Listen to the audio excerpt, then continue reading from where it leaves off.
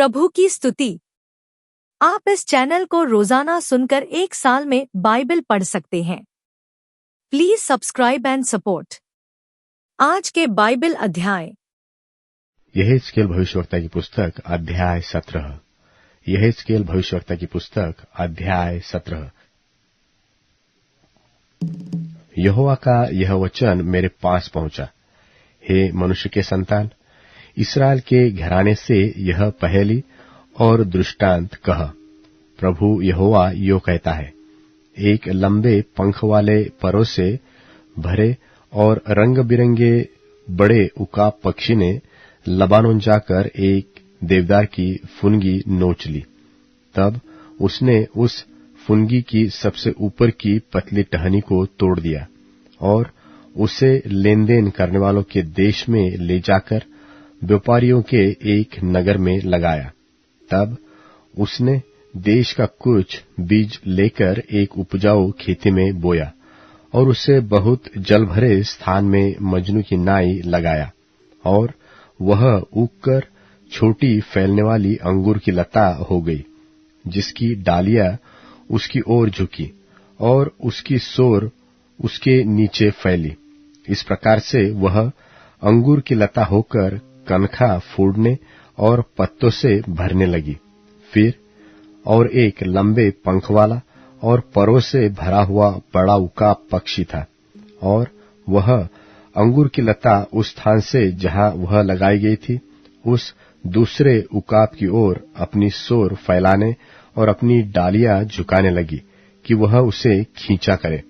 परंतु वह तो इसलिए अच्छी भूमि में बहुत जल के पास लगाई गई थी कि कनखाए फूड़े और फले और उत्तम अंगूर की लता बने। सो तू यह कह कि प्रभु यहोवा यो कहता है, क्या वह फूले फलेगी? क्या वह उसको जड़ से न उखाड़ेगा और उसके फलों को न झाड़ डालेगा कि वह अपनी सब हरी नई पत्तियों समेत सूख जाए? इसे जड़ से उखाड़ने के लिए अधिक बल और बहुत से मनुष्यों की आवश्यकता न होगी। चाहे वह लगी भी रहे तो भी क्या वह फूले फलेगी? जब पुरवाई उसे लगे तब क्या वह बिल्कुल सूख न जाएगी? वह तो जहां उगी है उसी क्यारी में सूख जाएगी। फिर यहोवा का यह वचन मेरे पास पहुंचा। उस बलवा करने वाले घराने से कह, क्या तुम इन बातों का अर्थ नहीं समझते? फिर उनसे कह, बाबुल के राजा ने यरूशलेम को जाकर उसके राजा और प्रधानों को लेकर अपने यहां बाबुल में पहुंचाया। तब राजवंश में से एक पुरुष को लेकर उससे वाचा बांधी और उसको वश में रहने की शपथ खिलाई, और देश के सामर्थी पुरुषों को ले लिया कि वह राज्य निर्बल रहे और सिर न उठा सके, वरन वाचा पालने में स्थिर रहे। तब भी इसने घोड़े और बड़ी सेना मांगने को अपने दूत मिस्र देश में भेजकर उससे बलवा किया। क्या वह फूले फलेगा? क्या ऐसे कामों का करने वाला बचेगा? क्या वह अपनी वाचा तोड़ने पर भी बच जाएगा? प्रभु यहोवा यो कहता है, मेरे जीवन की सौगंध, जिस राजा की खिलाई हुई शपथ उसने तुच्छ जानी और जिसकी वाचा उसने तोड़ी, उसके यहाँ जिसने उसे राजा बनाया था, अर्थात बाबुल में ही, वह उसके पास ही मर जाएगा। और जब वे बहुत से प्राणियों को नाश करने के लिए दमदमा बांधे और गढ़ बनाए, तब फिरौन अपनी बड़ी सेना और बहुतों की मंडली रहते भी युद्ध में उसकी सहायता न करेगा, क्योंकि उसने शपथ को तुच्छ जाना और वाचा को तोड़ा। देखो, उसने वचन देने पर भी ऐसे ऐसे काम किए हैं, सो वह बचने न पाएगा। प्रभु यहोवा यो कहता है कि मेरे जीवन की सौगंध, उसने मेरी शपथ तुच्छ जानी और मेरी वाचा तोड़ी है। यह पाप मैं उसी के सिर पर डालूंगा और मैं अपना जाल उस पर फैलाऊंगा, और वह मेरे फंदे में फंसेगा, और मैं उसको बाबुल में पहुंचाकर उस विश्वासघात का मुकदमा उससे लड़ूंगा जो उसने मुझसे किया है। और उसके सब दलों में से जितने भागे वे सब तलवार से मारे जाएंगे, और जो रह जाए सो चारों दिशाओं में तीतर बीतर हो जाएंगे। तब तुम लोग जान लोगे कि मुझ यहोवा ही ने ऐसा कहा है। फिर प्रभु यहोवा यो कहता है, मैं भी देवदार की ऊंची फुनगी में से कुछ लेकर लगाऊंगा, और उसकी सबसे ऊपर वाली कनखाओं में से एक कोमल कनखा तोड़कर एक अति ऊंचे पर्वत पर लगाऊंगा, अर्थात इस्राएल के ऊंचे पर्वत पर लगाऊंगा। सो वह डालियां फोड़कर बलवंत और उत्तम देवदार बन जाएगा, और उसके नीचे अर्थात उसकी डालियों की छाया में भांति भांति के सब पक्षी बसेरा करेंगे।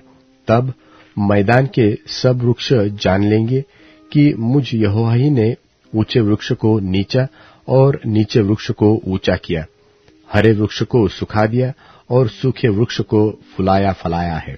मुझ यहोवा ही ने यह कहा और वैसा ही कर भी दिया है। यहेजकेल भविष्यवक्ता की पुस्तक अध्याय 18। यहेजकेल भविष्यवक्ता की पुस्तक अध्याय 18। फिर यहोवा का यह वचन मेरे पास पहुंचा, तुम लोग जो इस्राएल देश के विषय में यह कहावत कहते हो कि जंगली अंगूर तो पुरखा लोग खाते, परंतु दांत खट्टे होते हैं लड़के बालों के, इसका क्या अर्थ है? प्रभु यहोवा यो कहता है कि मेरे जीवन की शपथ, तुमको इस्राएल में फिर यह कहावत कहने का अवसर न मिलेगा।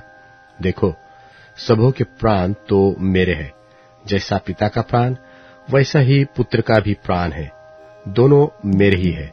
इसलिए जो प्राणी पाप करे वही मर जाएगा।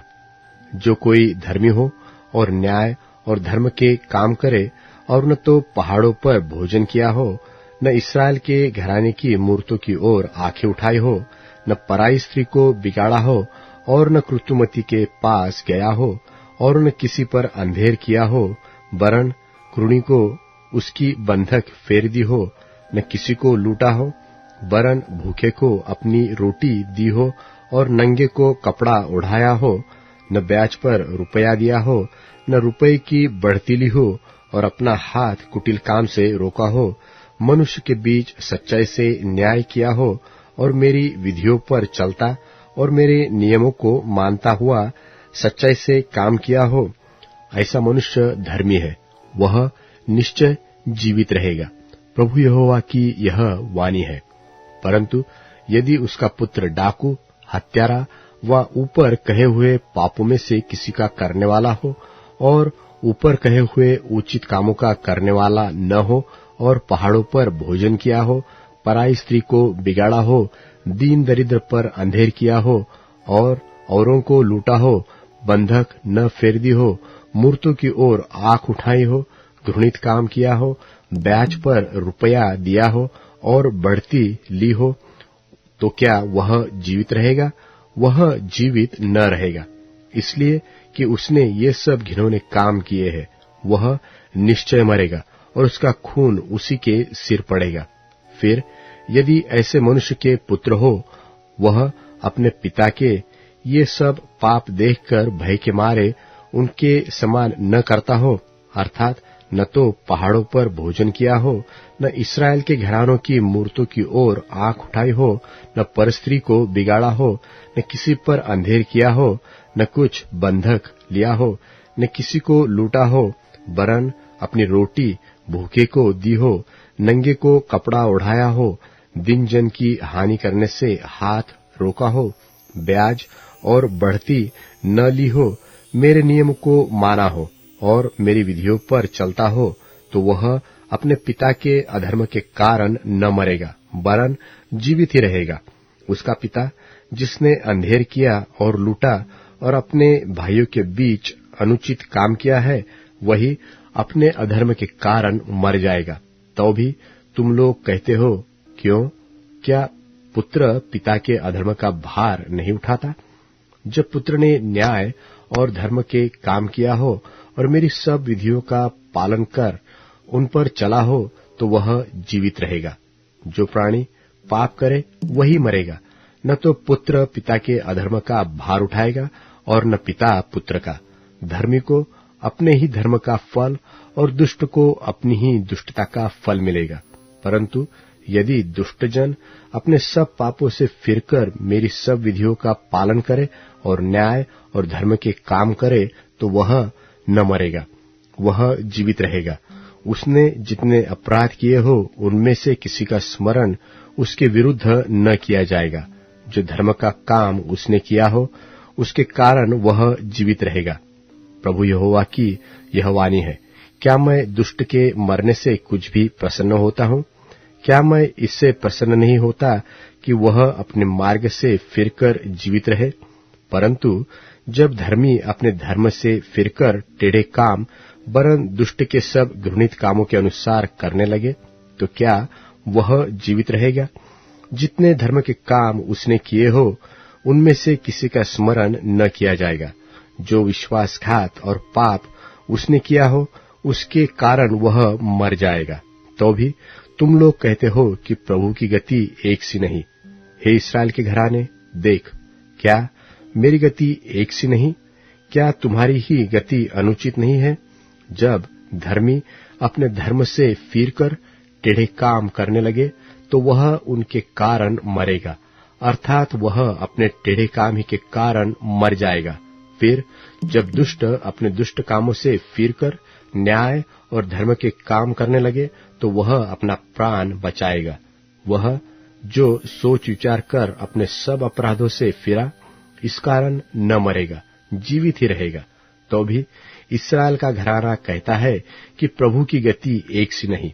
हे इस्राएल के घराने, क्या मेरी गति एक सी नहीं? क्या तुम्हारी ही गति अनुचित नहीं? प्रभु यहोवा की यह वाणी है, हे इस्राएल के घराने, मैं तुमसे हर एक मनुष्य का न्याय उसकी चाल चलन के अनुसार ही करूंगा। पश्चाताप करो और अपने सब अपराधों को छोड़ो, तभी तुम्हारा अधर्म तुम्हारे ठोकर खाने का कारण न होगा। अपने सब अपराधों को जो तुमने किए हैं दूर करो, अपना मन और अपनी आत्मा बदल डालो। हे इस्राएल के घराने, तुम क्यों मरो?